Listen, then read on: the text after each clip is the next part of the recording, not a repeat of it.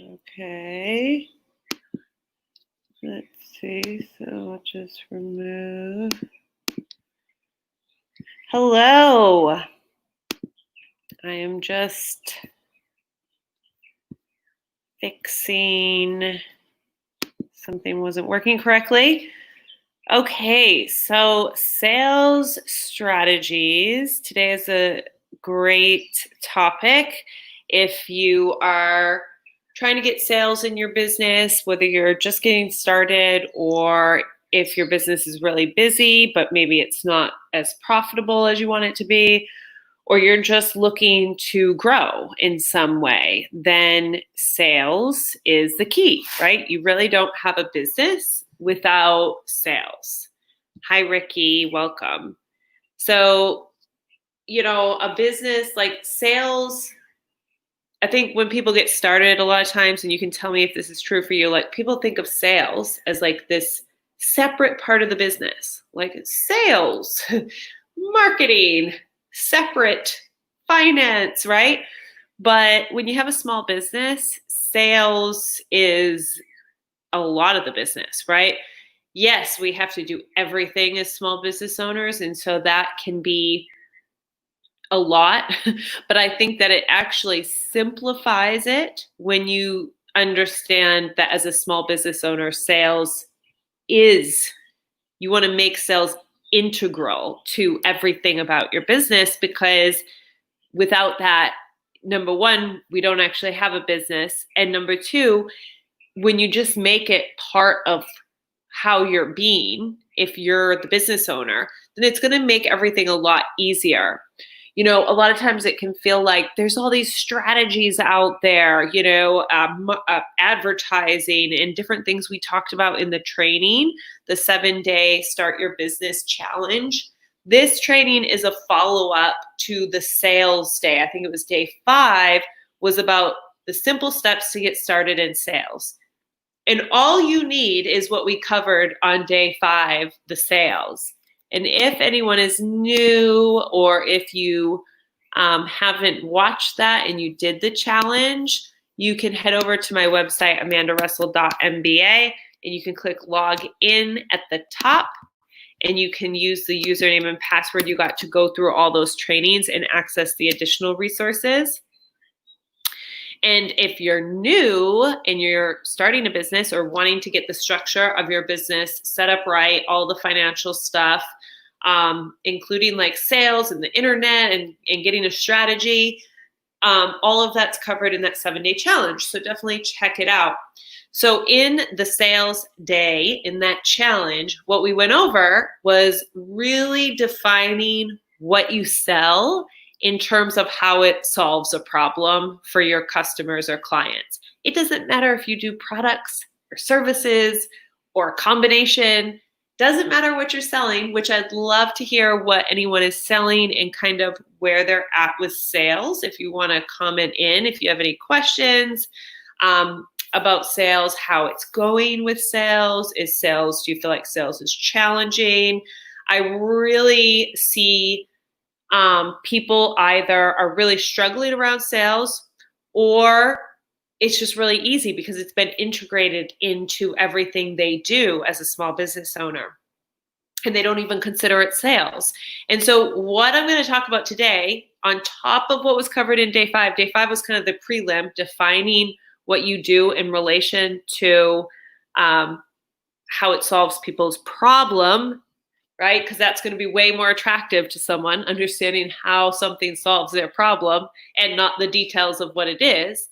Then what we're talking about today is kind of more how to make that part of what you do in your business. And really, I'm going to talk about something that is the absolute core of building a business and sales. And a lot of times, a lot of businesses that help small business owners with sales specifically won't talk about this because it's too basic, and they know that people want something more complicated, so they give them something more complicated. So you've really got to be careful in business for that. When it comes to all of the other stuff I teach on, choosing a business type, accounting, taxes, all of that stuff, there's all these examples where the professionals are selling you something because you think it's complicated. And so you've really got to be careful for that. Sales is one too, where that happens a lot. So, okay, I don't think I've ever finished. In that day 5 sales training in the challenge, we went over defining what you offer in terms of how it solves someone's problem. So the example we used for that day was a bookkeeper, right? We could say, I provide accounting services, right? Versus, I provide monthly accounting services, versus, I help self-employed business owners know their numbers. I help self-employed business owners know their numbers each month. Versus, I provide monthly bookkeeping services, right? See that different? I provide monthly bookkeeping services. I help small business owners know their monthly numbers. I help small business owners not dread tax time. Like, when you talk about what you offer in your business in the terms of what it solves, then you're going to help people understand and be attracted to what you offer than if you just use technical terms. The other thing we talked about in day 5 of the challenge was exactly how I even gave you a template for an email and a post on your social media accounts for how to get your initial clients. That's all you need. Like, you can make things way more complicated. You can focus on a website, and you can focus on running ads, and you can focus on a blog. You can focus on so much stuff. But if you really just want a client and you want to get working, you can use what I showed you in day 5 of the Start Your Business Challenge. That's it. Like, that's all you need to do. What I'm going to go over today is the follow-on after you do that and get a result. And if you want help just implementing what we went over in the challenge, and setting your own personal goal as far as setting up your business and getting started, then do check out my site, because we have a live 6-week group starting where everyone will be implementing this together. Alan says, I would prefer you as my business teacher in school. Thanks, Alan. We just learned break-even crafts. Yeah, college is not for small business owners. That's how I started my business. I was teaching college classes, and I saw all the small business owners coming in to college classes, which is not where they belong. You don't need to learn how to be an accountant to have a business. You don't need to learn how to be a business professional to run your business. In fact, none of that's tailored to you in your situation. So that's exactly what my business is tailored to, is that situation, right? Helping small business owners with business basics and business strategy and all the business stuff, but actually applying it. Okay, So once you get a few clients, really what it comes down to, yes, I'll talk a little bit about niching and about using advertising and when and how to do that last.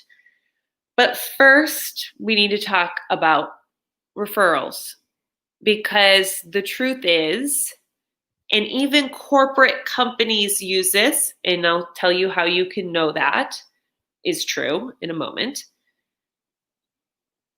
is if people are willing to tell other people about you, and not just one or two people, but like a lot of people, if they're willing to spread the word of what you offer, then you don't have to do much sales. But if you have to do a ton of sales, and we'll go back to the bookkeeper example, and if you're always then losing those clients that you currently have and having to get new clients, then you're going to have to put in way more work anyways, right? So referrals and how people feel about your business, and if they're continuing customers, that's really the focus. That it should be the focus. It's the easiest thing to focus on. It's just making your current customers incredibly happy. And sometimes, a lot of times people mess up when they're getting started. That's like perfectly okay. And it can take time to figure things out and get the right audience. So everything might not be perfect. But I think that if you get too distracted with thinking about all of the marketing and sales techniques, instead of just understanding that if you spend quality time on your current customers and they refer you, that yes, you can grow a booked out business that way. And once you're to the point where you have those referrals coming in, that's when you now understand your customers enough where you would go and do something like paid advertising. However, the other thing I mentioned about this training that we talk about is the finances, right? Because the truth is, a lot of times people just focus on more sales and they focus on their gross income and not their net income. Depending on what type of business you're in, that can be a really scary thing to do, right? Because your business can end up really suffering because you can grow your income and not grow your net income. So it's when you get to that point where you're really busy, you can certainly niche down then. You can niche down when you're getting started too. You can niche down anytime. All that means is to get more specific about the problem you solve or the person you're helping, one or the other. So going back to the bookkeeping example, right? We said this is someone who's providing monthly bookkeeping. The problem they're solving is helping self-employed business owners know their monthly numbers and not dread tax time. So that's the problem. Now, if we wanted to get more specific, we could, first of all, I said self-employed, right? That's a type of business owner. So we could get more, we could be like LLCs, right? Or you could go into an industry. The benefit of going into an industry is sales and marketing. Like it's a benefit on all fronts, as well as typically delivery of your product or service as well, right? Because it's easier to help clients that are in the similar situation, especially in accounting, right? Because people have different types of situations and different rules. And so when you're dealing with everyone in the same industry, you're able to become more strategic in that one area, more knowledgeable in that one area, making those clients more happy, meaning that they'll then tell their colleagues because you focus on that industry. And going back to the referral side of things. And then let's say you're trying to expand. You've hired people to work for you. You're really growing an accounting firm. Well, at that point, you start going to the trade shows for that industry. I think I said hairdresser. So then you start going into those trade shows. And so everything becomes easier. The marketing and sales becomes easier when you focus more specifically. However, a lot of people probably will not, I see this all the time, don't want to actually do what we went over in day 5 of the Start Your Business Challenge to get started, which is just getting clear on what it is you're selling, getting clear, at least for now, on what you think the problem is that you solve. So providing bookkeeping services for self-employed people who helping them know their monthly numbers and not dread tax time. And then sending that out. And the templates are in the Start Your Business Challenge, 7-day challenge. You can sign up with the link below. So you send out those templates to an email, everyone on your email, all of your contacts. You will get 1 or 2 people. If you really want to get started with your business, you'll definitely get clients that way. And you can ask people to, tell other people about it, right? Tell people they know, or if they know someone who might be interested, please pass your information on. These are people who presumably know you somehow because they're in your email contacts. So that's really the best way to get started. But the question goes back to, if someone doesn't want to do that, which I see this happen a lot with people getting started, they're like, well, I don't have a website. I don't have this. I don't have that. I don't want to start yet. It's either an issue of their mindset. Why don't you want to do that? Well, I want a website. Well, why do you want a website?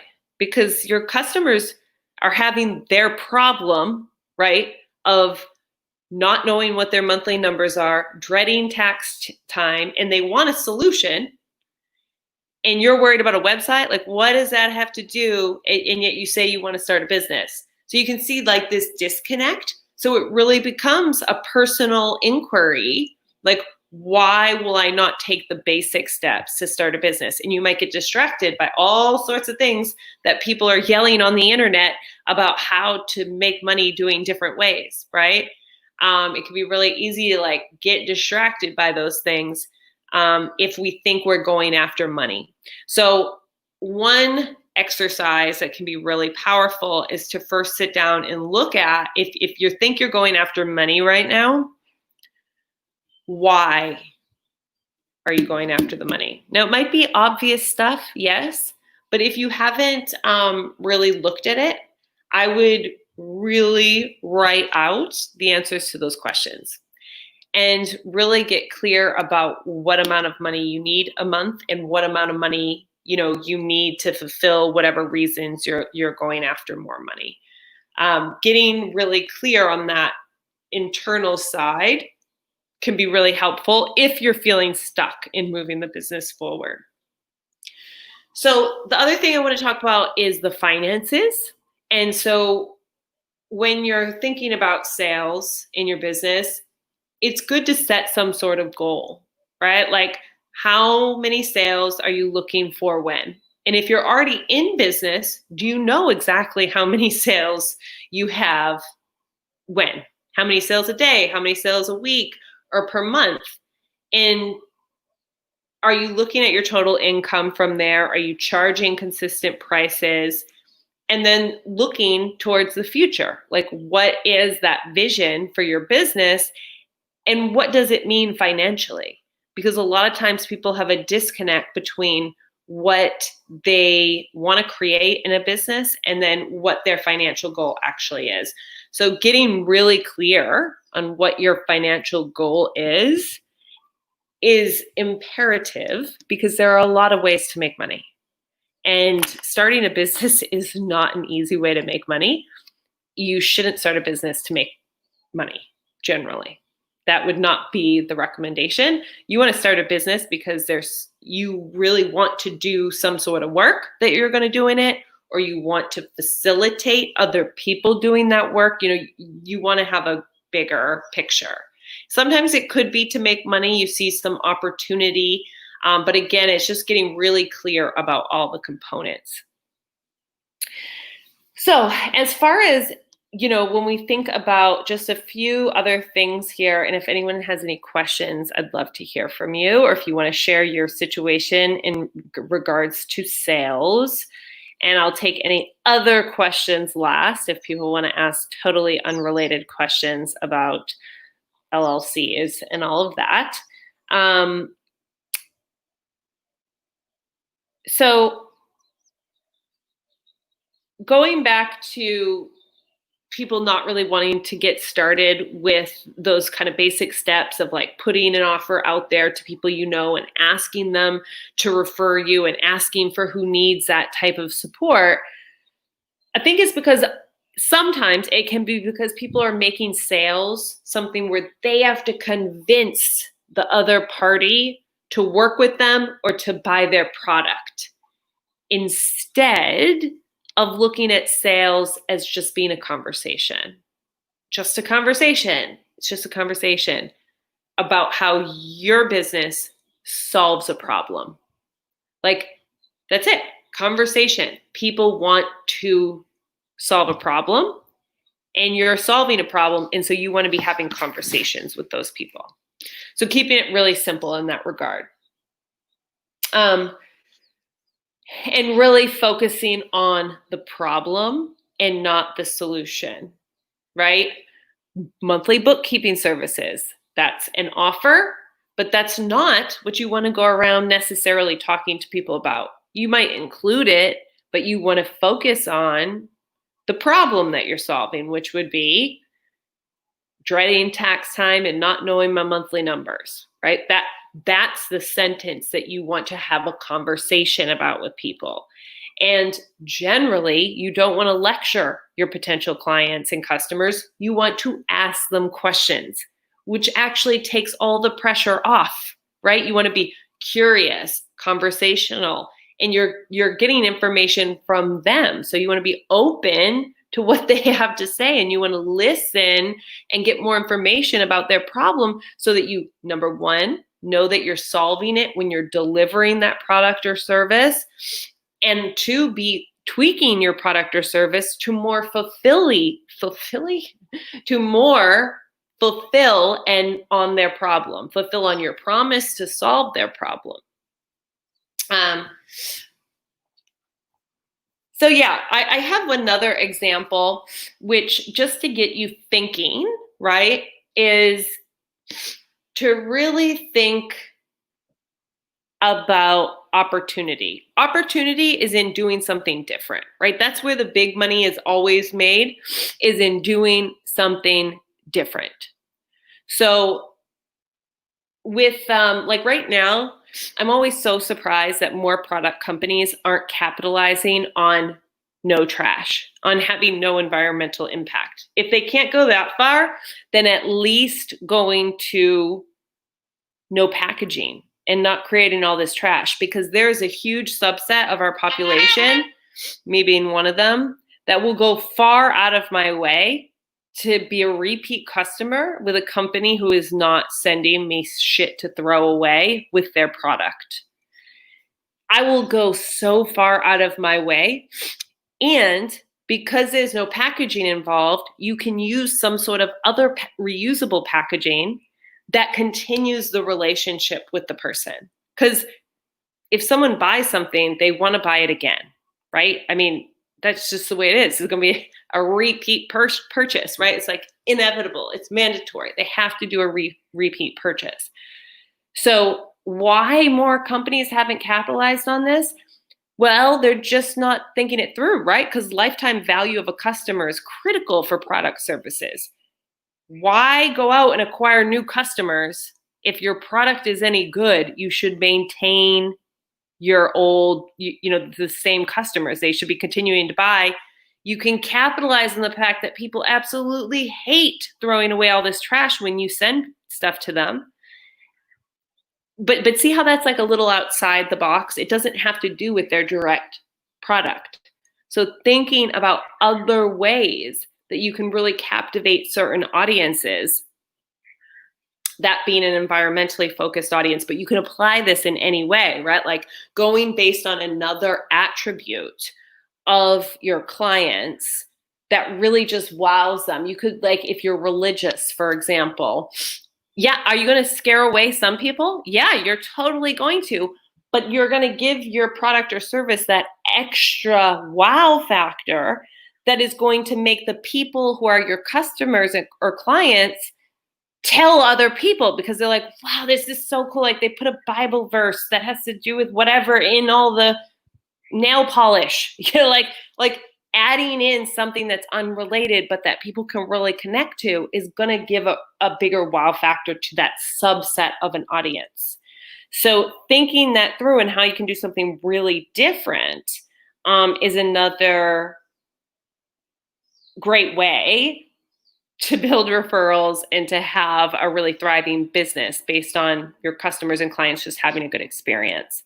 Okay, so that's basically it for kind of going deeper in sales. This isn't really specific to online business, but all of this applies to online business. Of course, with online stuff, we get a little more into the details of strategy. And in the course, which I'll come back to you guys' questions. And if anyone else has questions, go ahead and post them in the comments. And if you're interested, if you've signed up for the challenge, then you'll see information about the course where over 6 weeks, we're helping you through weekly meetings, apply everything in the 7-day challenge. So actually set up your business, whatever type is right for you. So proprietor, LLC, electing S Corp status, the finances, getting all of those details set up over 6 weeks for your business.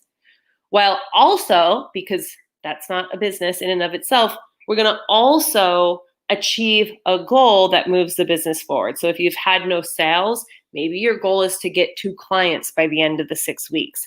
We'll be breaking that out in the business planning workshop that we're going to do at the start on Monday. So this is starting Monday of next week.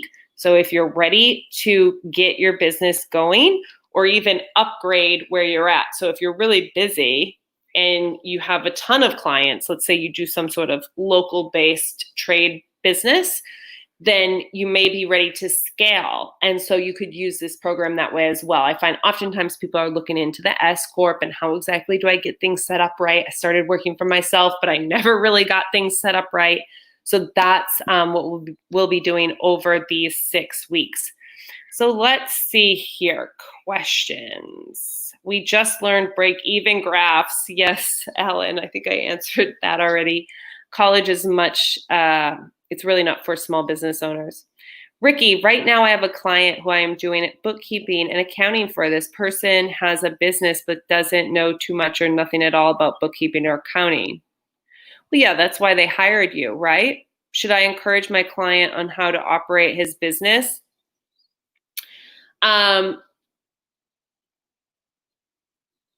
That's great, Ricky. Yeah, so bookkeeping is accounting, doing the accounting for someone. However, bookkeepers generally specialize in the books. Well, Ricky, you're probably, you have to really manage the relationship with the client. Most clients, it's something bookkeepers really struggle with because oftentimes it may be easy to see some solutions to things. But it's a very personal thing running a business. So I wouldn't really suggest telling your client how to operate their business because they didn't hire you to tell them how to operate their business, right? If they did, that's something else. But if they hired you to do the bookkeeping, I'm not surprised they don't know anything about bookkeeping and accounting. That's normal. By the way, congratulations on getting a client. That's great. That's something to celebrate. So that's super awesome. So I would focus on building a relationship with them and doing the bookkeeping and accounting, just helping them with that aspect. Now, what you want to do is when it comes to how they're doing their business, let's say you see that the business owner is struggling with profit. So you might spend some extra time breaking out their numbers to kind of know how profitable individual jobs are. What you might find if they knew nothing about bookkeeping and accounting is that they didn't actually give you enough information to know how profitable the individual jobs are. So you would want to bring it up to them and say, hey, I noticed, seemed like you needed to know the profit as most business owners do. And like, you're really wondering about how profitable different jobs are. I can do that for you. but I need a little bit more information about how these expenses break out to each job. So I'd like to have a meeting with you about how we can, about the information I need, how we can structure me getting that information, and really just try to be really sympathetic. What happens a lot of the time, Ricky, is that bookkeepers and accountants get really frustrated with their clients for not doing these things correctly. So the more you can really help them understand what you need to help them so that they know their numbers better is really great. The other thing I would recommend is, let's say you're doing the books and you get their monthly records caught up each month, and you're sending them their records monthly or weekly, their reports, I mean. So you're sending their income statement, balance sheet reports, that you also like do a video and kind of just go over the report. This is the income section. This is the expense. You said he doesn't know anything about bookkeeping or accounting. So giving them that kind of like training in the bookkeeping and accounting, that's going to really make you stand out from other bookkeepers. The other thing I would ask him is, have you hired someone before, and what didn't work about it? That way you know that information so you can specifically avoid that. Okay, let me know if that's helpful and if you have any follow-up questions on that. Let's see. Maya, how do I get a EIN without using my SSN? You can't. An SSN has to be behind an EIN so that someone is responsible for it. Okay. Which is funny. I know, like, they arrested that woman, Maxwell, and I thought it was so interesting how everyone's like, there's a corporation and we don't know who owns it. Look up the corporate filing. Like, did any journalists do that? I don't know. Anyway, so that's the point of all this, is that we can hold people accountable. We know who's responsible, right? Like, our system doesn't allow us to totally hide behind a business. There's always a person there. Okay, guys, so that's it for additional kind of sales strategies for starting or growing a business. That was a great question, Ricky. I hope that helped. And you can see how, like, when we get more specific in how you're delivering a service or product, that's really where your delivery of that service or product has so much to do with making it stand out, with going that extra mile with people, which will so pay off, which is why I always encourage people when they're getting started not to need their business to make them money right away, to have another way to bring in money so that you don't need the business to make money, because then it's like, I need more clients and I can't put in that extra time. I can only put in the time that I'm worth, but that's silly, because you want to learn from that client. If you're just getting, you're just getting started, you're just getting a few clients, like, you want to really spend way extra time on that. You're learning from it, you're giving so much, and those people are getting value, and that starts the snowball of your business and your success. It's a way easier way to go than trying to like do ads and all this crap. So if you came late, do check out the 7-day challenge to start your business and the day 5 for the sales training. And this video will be linked in there as well. And again, if you want my help forming your business, structuring your business, we're doing it all, and you get to set a goal for where you want to be at the end of 6 weeks. You also, by the way, get access to all my e-courses. So if you're getting started, trying to get the finances right, get the business structure set up right, all of that, then definitely check that out on my website under courses. And if you sign up for the 7-day challenge, I'll be sending you an email about it. All right, guys. Well, I look forward to seeing you in my next video. If you're new here, think about subscribing. And otherwise, I will see you next time. Bye, guys. Bye.